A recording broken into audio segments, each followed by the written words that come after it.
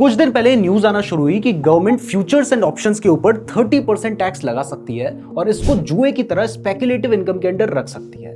अब ये न्यूज सुनकर मुझे लगा कि यार 2-4 दिन में ये न्यूज खत्म हो जाएगी और ये सिर्फ हवा बातें हैं, लेकिन ये न्यूज तो आग की तरफ फैलती जा रही है और बहुत सारे जो ट्रेडर्स हैं वो पैनिक हो चुके हैं। इवन इतने पैनिक हो चुके हैं कि कल हमने ऑप्शंस ट्रेडिंग के ऊपर एक कंप्लीट फ्री कोर्स हमारे चैनल पे दिया था जो कि 1.5 घंटे का था। बहुत मेहनत करके उस वीडियो को बनाया था, लेकिन उसके कमेंट सेक्शन में भी सब यही कह रहे हैं कि 30% टैक्स लग गया है तो अब क्या होगा। तो ये सब देखकर मुझे लगा कि मुझे इस टॉपिक के ऊपर वीडियो बनानी चाहिए क्योंकि आप लोगों को क्लैरिटी देना बहुत ज्यादा इंपॉर्टेंट है। तो मैं ज्यादा इधर उधर की बात नहीं करूंगा, सबसे पहले मैं आपको न्यूज समझाता हूं, उसके बाद मैं आपको बताता हूं कि क्या पॉसिबल है, क्या हो सकता है और क्या पॉसिबल नहीं है। तो आपको पता है कि 2023 में सेबी ने एक रिपोर्ट पब्लिश की थी जिसमें सेबी ने कहा था कि 10 में से जो 9 ट्रेडर्स हैं उनका फ्यूचर्स एंड ऑप्शंस में लॉस होता है, जिसके पीछे मेन रीजन होता है कि लोग बिना नॉलेज के फ्यूचर्स एंड ऑप्शंस पे ट्रेड करते हैं। तो इन लॉसेस को कम करने के लिए सेबी ने सबसे पहले एक रूल बनाया था कि अगर कोई भी फ्यूचर्स एंड ऑप्शन में ट्रेड करेगा तो उसको पहले एक इंफॉर्मेशन दी जाती है, उसको बताया जाता है उसके ब्रोकर अकाउंट में कि 10 में से 9 लोगों का नुकसान होता है। इसके अलावा अगर आपको फ्यूचर्स एंड ऑप्शंस में ट्रेड करना है तो आपको अपने पिछले 6 महीने की बैंक स्टेटमेंट भी देनी होती है ताकि आप डायरेक्टली फ्यूचर्स एंड ऑप्शंस में ना कूद जाएं। बट क्योंकि इसके बावजूद भी बहुत सारे ट्रेडर्स फ्यूचर्स एंड ऑप्शंस में लॉस करते हैं, इसलिए कहा यह जा रहा है कि रिटेल ट्रेडर्स के फ्यूचर्स एंड ऑप्शंस में पार्टिसिपेशन को कम करने के लिए यह रूल लाया जा सकता है। तो सबसे पहले तो कहा जा रहा है कि ये जो फ्यूचर्स एंड ऑप्शन से होने वाली इनकम है इसको स्पेकुलेटिव इनकम के अंडर डाला जाएगा। मतलब पहले इसको बिजनेस इनकम की तरह ट्रीट किया जाता था। तो अगर आपको फ्यूचर्स एंड ऑप्शन में लॉस हुआ और आपको बिजनेस में प्रॉफिट हो गया तो आपका जो प्रॉफिट था और ये जो लॉस था ये सेट ऑफ हो जाता था, जिससे आपको कम टैक्स देना पड़ता था। लेकिन अब अगर इसको बिजनेस इनकम से हटा के स्पेकुलेटिव इनकम के सेक्शन में डाल दिया जाता है तो इसके बाद अगर आपको फ्यूचर्स एंड ऑप्शन में कोई प्रॉफिट या लॉस होगा तो वो फ्यूचर्स एंड ऑप्शंस के प्रॉफिट या लॉस से ही सेट ऑफ हो पाएगा, वो बाकी बिजनेस के आपके प्रॉफिट या लॉस से सेट ऑफ नहीं हो पाएगा, जिस वजह से आपको ज्यादा टैक्स देना पड़ेगा। और इसके साथ ही कुछ रिपोर्ट्स में तो यह तक कहा जा रहा है कि फ्यूचर्स एंड ऑप्शंस से आपकी जो भी अर्निंग होगी उसमें स्ट्रेट 30% का टीडीएस काट दिया जाएगा।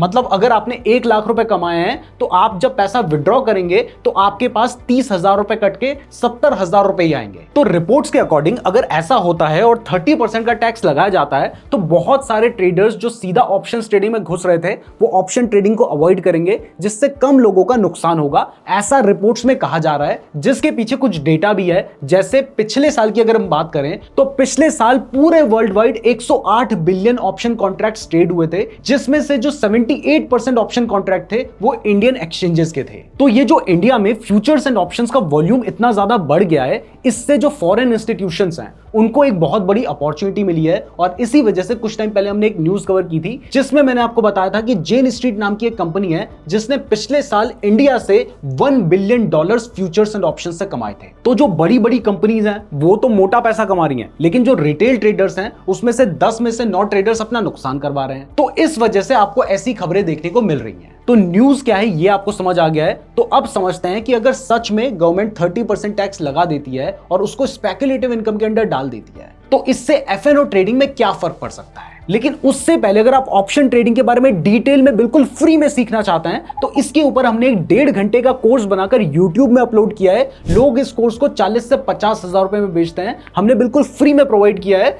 उस वीडियो का लिंक आपको डिस्क्रिप्शन में मिल जाएगा, तो उस वीडियो को जरूर देख लीजिएगा, या फिर Neeraj Joshi option trading course लिख के भी आप उस वीडियो को देख सकते हैं। और इसी के साथ अगर आप ट्रेडिंग के लिए बेस्ट डीमैट अकाउंट खुलवाना चाहते हैं तो कुछ अच्छे डीमैट अकाउंट जिनको मैं खुद भी यूज करता हूं, मैंने उनका लिंक भी डिस्क्रिप्शन पे दे रखा है, तो डिस्क्रिप्शन जरूर चेक कर लीजिएगा। तो सबसे पहले तो देखो, अगर इस बजट में ये रूल बना दिया जाता है तो उसके बाद जो बड़ी बड़े इंस्टीट्यूशंस हैं जो पहले ही करोड़ों रुपए कमा रहे हैं उनको तो कोई खास फर्क नहीं पड़ेगा, उनका कुछ नहीं जाता है, क्योंकि वो पहले भी 30% के आसपास ही टैक्स पे कर रहे थे, अब भी वो 30% के आसपास ही टैक्स पे करेंगे, तो उनका कोई नुकसान नहीं होने वाला है। दूसरा, जो retail traders 10% retail traders F and O से पैसे कमा रहे थे, अब उसमें भी बहुत सारे ऐसे ट्रेडर्स होंगे जो कि सब कुछ करने के बाद भी 30% के स्लैब में ही आते हैं, तो उनको भी कोई खास फर्क नहीं पड़ेगा। लेकिन इसमें से कुछ जो ट्रेडर्स हैं जो पहले 10% के स्लैब में आ रहे थे, 15% के स्लैब में आ रहे थे, उनको अब ये जो फ्यूचर्स एंड ऑप्शन से वो अर्निंग करेंगे उस पर उन्हें डायरेक्ट 30% टैक्स देना पड़ जाएगा, यानी उनको ज्यादा टैक्स देना पड़ेगा।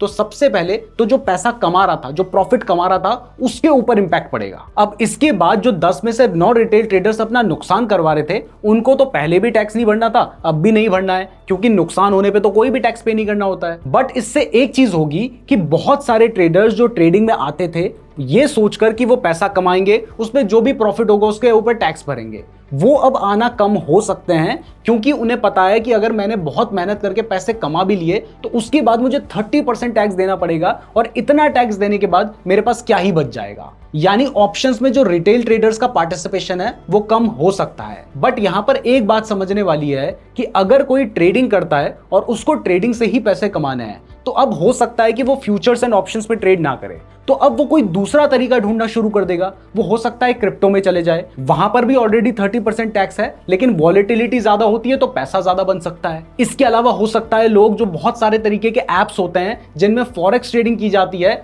अनरेगुलेटेड एप्स हैं, उनमें लोग ट्रेडिंग करना शुरू करेंगे। या फिर हो सकता है कि लोग डब्बा ट्रेडिंग की तरफ बढ़े, और इसका जो सबसे बड़ा पर्सनल नुकसान मुझे फील हो रहा है ना, वो ये होगा कि अगर गवर्नमेंट ने फ्यूचर्स एंड ऑप्शंस को स्पेकुलेटिव इनकम के अंदर डाल दिया, तो पहले से ही शेयर मार्केट जुए के नाम से बदनाम था, अब तो सरकार ने ही फ्यूचर्स एंड ऑप्शंस को जुआ कह दिया है, तो फिर ऐसे में स्टॉक मार्केट की जो रेपुटेशन है वो कभी सुधर नहीं पाई। और एक और यहां पर सबसे बड़ी बात यह है कि अगर ये 30% का रूल अप्लाई होता है तो 30% टैक्स तो प्रॉफिट कमाने पे देना ही है, बट इसके अलावा ऑलरेडी जो ट्रेडर्स हैं वो बहुत तरह के चार्जेस दे रहे हैं, एसटीटी दे रहे हैं, जीएसटी दे रहे हैं, ब्रोकरेज दे रहे हैं, टर्नओवर चार्जेस दे रहे हैं। मतलब एक तरह से स्टॉक मार्केट से रिटेल ट्रेडर्स को बाहर करने की एक कोशिश है। तो ये जो 30% का रूल लाने की बातें चल रही हैं, अभी कुछ ऐसा रूल बना नहीं है, तो इससे ये तो क्लियर है कि जो रिटेल ट्रेडर्स हैं उनका कोई बेनिफिट नहीं होने वाला है, सिर्फ उनका नुकसान ही होगा। तो इस रूल को लाने के पीछे ये जस्टिफिकेशन होना कि इससे रिटेल ट्रेडर्स का नुकसान कम होगा, वो कम ऑप्शन ट्रेडिंग में आएंगे,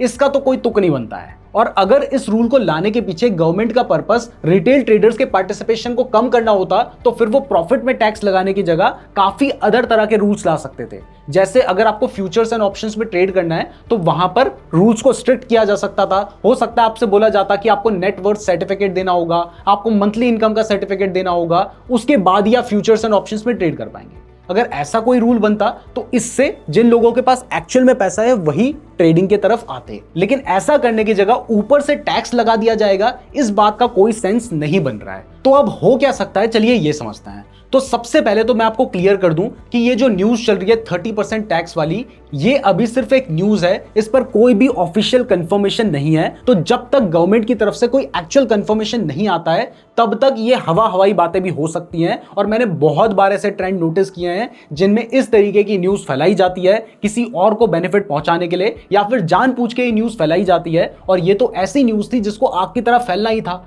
ट्रेडर्स ने इससे डरना ही था, तो ये न्यूज बहुत आसानी से फैल सकती थी। तो हो सकता है कि ये पूरी की पूरी हवाई बातें हो और ऐसा कुछ भी ना होने वाला हो, और मेरे अकॉर्डिंग ज्यादा चांसेस इसी के हैं। दूसरा हो सकता है कि 30% टैक्स की न्यूज फैलाने के बाद 10% 15% ही टैक्स बढ़ाया जाए, ताकि पहले जो ट्रेडर्स के अंदर 30% का डर बन गया था वो थोड़ा सा कम हो जाए और अब उन्हें 15% कोई बड़ी चीज ना लगे। ये जो तरीके होते हैं ये कई बार फॉलो किए जाते हैं। तीसरा, आपको एक पॉइंट जरूर क्लियर कर दूं जो कि बहुत सारे लोगों के माइंड में डाउट है, जो कि क्रिप्टो करेंसी से रिलेटेड है। जैसा क्रिप्टो करेंसी में टैक्स लगाया गया है कि अगर आपको प्रॉफिट होगा तो आपको 30% टैक्स देना पड़ेगा, और अगर लॉस होगा तो वो आप सेट ऑफ नहीं कर सकते हैं।